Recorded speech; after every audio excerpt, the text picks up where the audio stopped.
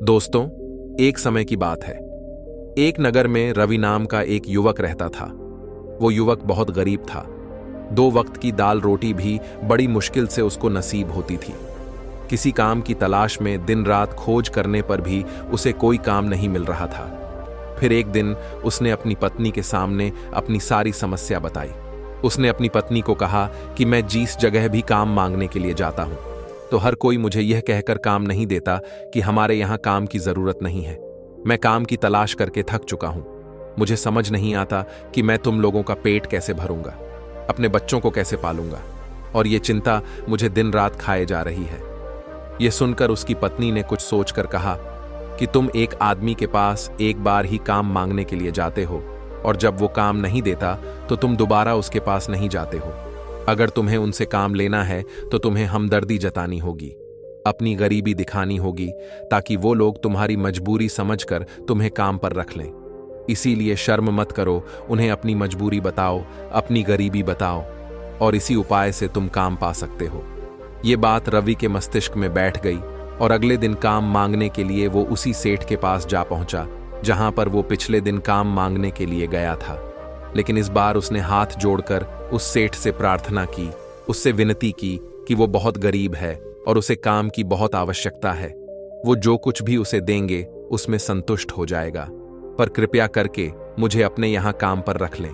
उसकी ये हालत देखकर उस सेठ ने उसे अपने यहाँ काम पर रख लिया। वो रोज वहां पर काम पर जाने लगा। अंदर ही अंदर वो खुश तो था कि उसे काम तो मिला, लेकिन उसे वेतन दूसरे लोगों से कम मिलता था। वही काम जो दूसरे लोग कर रहे थे उन्हें ज्यादा वेतन मिल रहा था। जब इस बारे में उसने अपने सेठ से कहा तो सेठ ने कहा कि देखो भाई, तुम्हें काम की जरूरत थी, मैंने तुम्हें काम दिया। मेरा धन्यवाद करने की बजाय तुम मुझसे शिकायत कर रहे हो। यह सुनकर रवि वहीं पर चुप हो गया। बात कहीं ना कहीं सत्य थी। सेठ ने तो उसे उसकी मजबूरी के हिसाब से ही काम दिया था और इसीलिए वो उसे अपने अनुसार ही वेतन देता था। लेकिन धीरे धीरे उसने ये बात अपने सगे संबंधियों और अपने दोस्तों को भी बताना शुरू कर दी कि उसका सेठ कैसा आदमी है और उसे कितना वेतन देता है। समय बीतता रहा और रवि पूरी लगन के साथ अपना काम करता रहा। लेकिन अब परिस्थितियां बदलने लगी थीं। सेठ अब रवि से दूसरे लोगों से ज्यादा काम करवाता था और उसे कम वेतन देता था।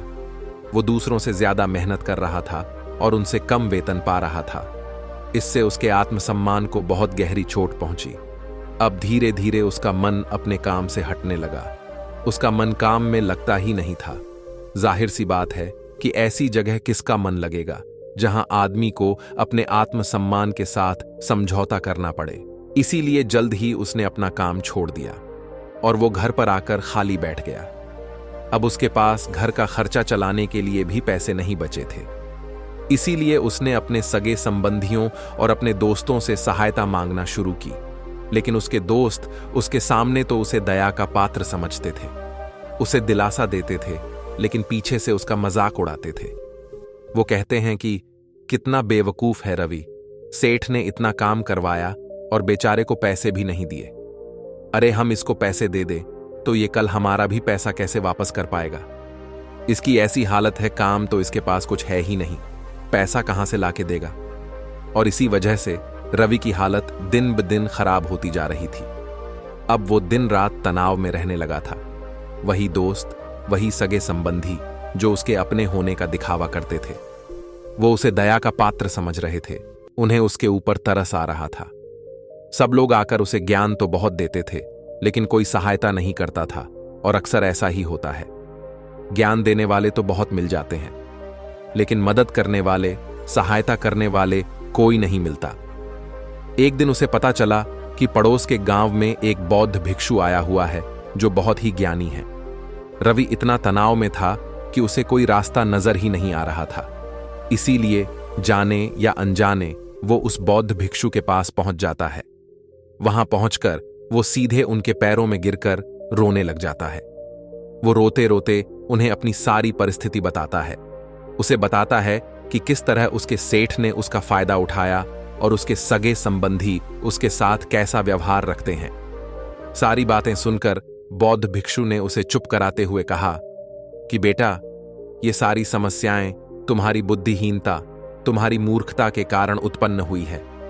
अगर तुम्हारे अंदर विवेक होता तो इनमें से एक भी समस्या तुम्हारे मन को दुखी नहीं कर सकती थी, लेकिन तुमने अपने अविवेक के कारण, अपनी मूर्खता के कारण खुद ही अपने रास्ते में कांटे बिछा दिए। आज मैं तुम्हें 5 बातें बता रहा हूं जो भूल कर भी किसी को मत बताना, और इन बातों का अनुसरण करते हुए तुम बाहर से मिलने वाले दुखों को दूर कर सकते हो जो दुनिया की वजह से तुम्हारे अंदर पनपते हैं। पहली बात जो किसी को नहीं बतानी चाहिए वो है अपनी मजबूरी। अपनी मजबूरी का दिखावा करके दूसरों का दया का पात्र बनके उनकी सहायता लेने की गलती कभी मत करना। हो सकता है कि आज वो तुम्हारी मजबूरी देखकर तुम्हारी सहायता कर दें, लेकिन कल वो तुम्हारा फायदा उठाने से भी नहीं हटेगा, और अगर फायदा भी नहीं उठाया तो दूसरों के सामने तुम्हारा मजाक बनाने में वो आदमी कभी नहीं हटेगा। इसीलिए कभी भी अपनी मजबूरी का दिखावा मत करो। अगर घर में 2 रोटी है, सूखी रोटी है, तो वही खाकर सो जाओ, लेकिन दूसरों को इसके बारे में भनक तक नहीं लगनी चाहिए। जरा आप खुद सोचो, मजबूरी बताने का क्या मतलब होता है। एक इंसान या तो वह दूसरों से हमदर्दी हासिल करना चाहता है या उनसे कोई आर्थिक मदद चाहता है, लेकिन अगर दोनों ही परिस्थितियां आप देखें तो दूसरा आदमी आपका फायदा उठाने से नहीं हटेगा, और अगर वो फायदा नहीं भी उठाएगा तो अपनी नजर में तो वो आपको मूर्ख ही समझेगा, बेवकूफ समझेगा, और दूसरों के सामने आपका मजाक तो जरूर बनाएगा। इसीलिए अपनी मजबूरी के बारे में कभी किसी को मत बताना। दूसरी बात जो किसी को भी नहीं बतानी चाहिए वो है अपनी अतीत की गलतियां और भविष्य की रणनीतियां। जरा सोचो कि अगर हम अपने अतीत की गलतियां किसी दूसरे को बताते हैं तो उसका क्या प्रभाव होगा। वो गलतियां ठीक तो नहीं की जा सकती, जाहिर है, तो उन्हें बताने का क्या मतलब रह पाता है।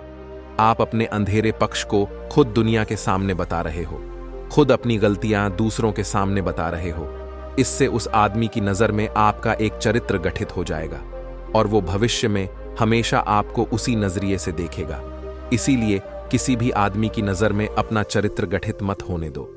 और जरा सोचो कि आप व्यर्थ में ही अपने भविष्य की रणनीतियां दूसरों के सामने बता रहे हो। जो लोग आपके काम का हिस्सा ही नहीं है, उनके सामने अपनी भविष्य की रणनीतियां, अपनी डींगे हाँकने का क्या फायदा। वो लोग आपकी सहायता तो नहीं करेंगे, लेकिन आपकी भविष्य की रणनीतियों में बाधा जरूर बन सकते हैं। आप खुद अपने विवेक का इस्तेमाल करिए और सोचिए कि आपके साथ भी ऐसा हुआ होगा कि आपने अपनी भविष्य की रणनीति किसी को बताई हो और वो कामयाब ही ना हुई हो।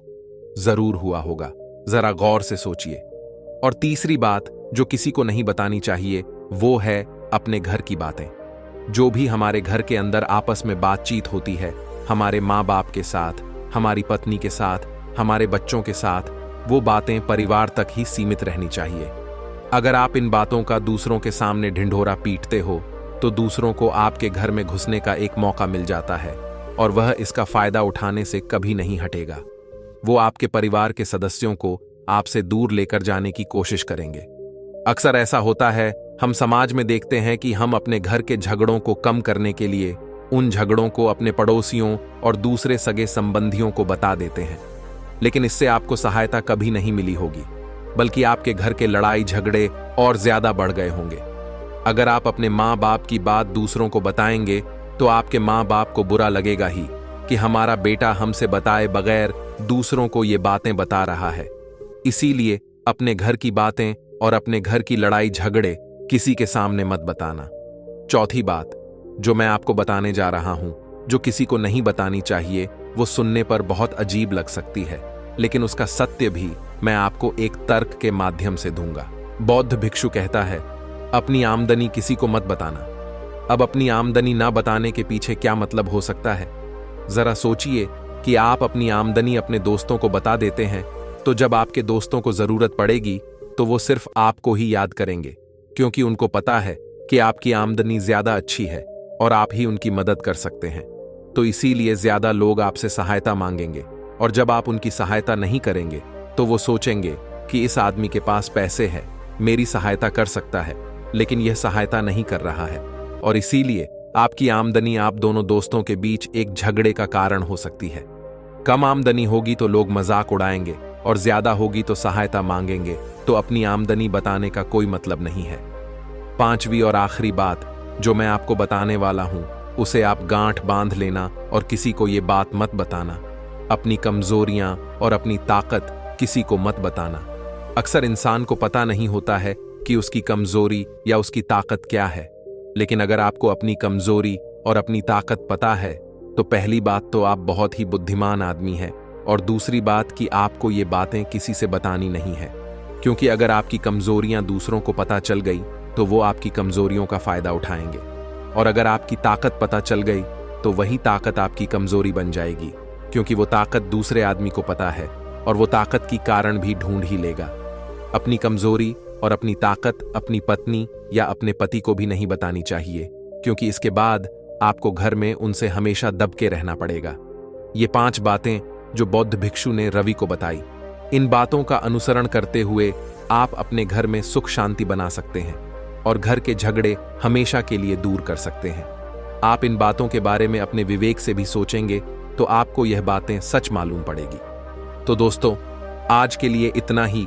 अगर आप हमारे चैनल पर पहली बार आए हैं तो हमारे चैनल अच्छा ज्ञान को सब्सक्राइब जरूर करें और कमेंट में नम्मा बुद्ध जरूर लिखें।